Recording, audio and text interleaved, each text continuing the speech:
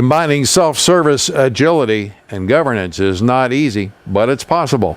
Find out more next.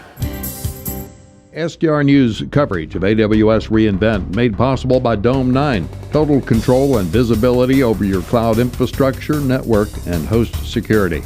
Garantia, the in-memory NoSQL company, offering enterprise-class Redis for developers. Encapsula, website security, always-on protection from bots and DDoS and real-time stats on visitors and threats.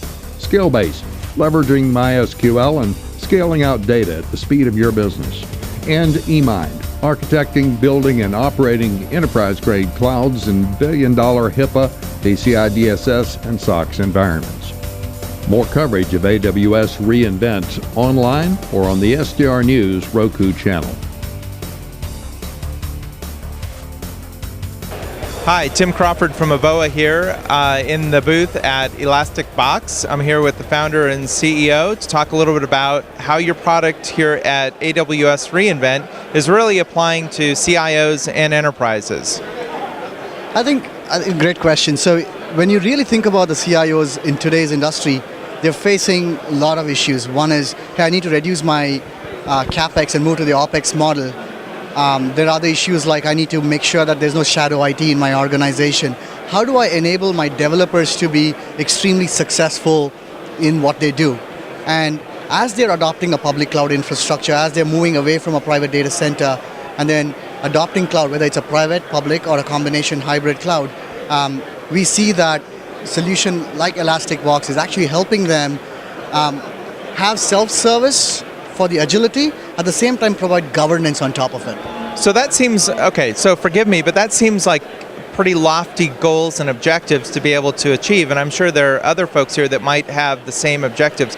What are you doing specifically that's differentiating from your competition or from other folks that might be trying to achieve the same objectives? Right, so we are a purpose-built product geared towards the enterprises, A. So we have a hyper-focus on that. B, we are agnostic to the config management of your choice that you have. So that means whether you are a Puppet, Chef, or Bash scripting, any scripting language of your choice, we don't impose our own scripts on top of your existing scripting languages that you have.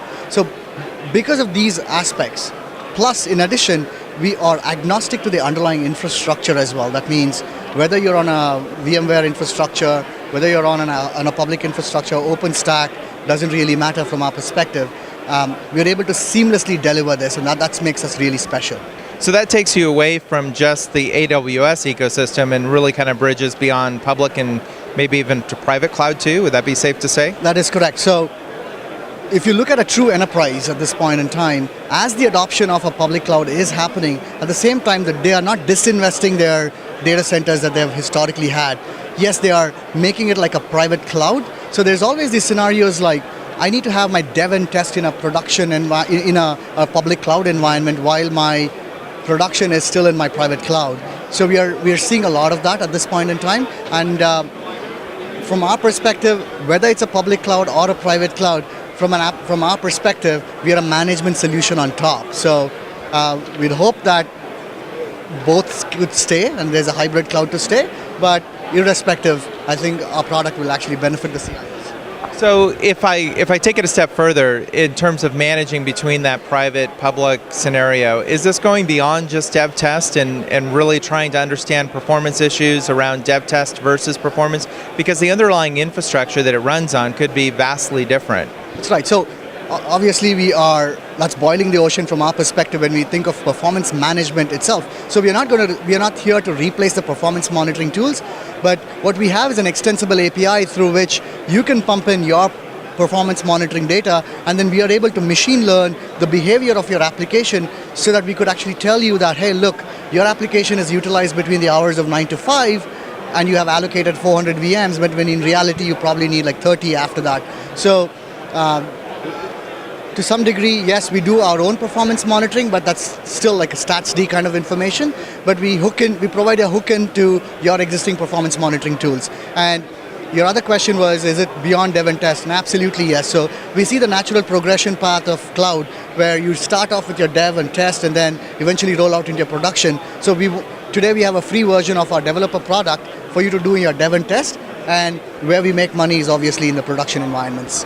Great. Well, I appreciate the time today. Where can folks go for more information about Elasticbox? www.elasticbox.com, and they can sign up for a free version at beta.elasticbox.com.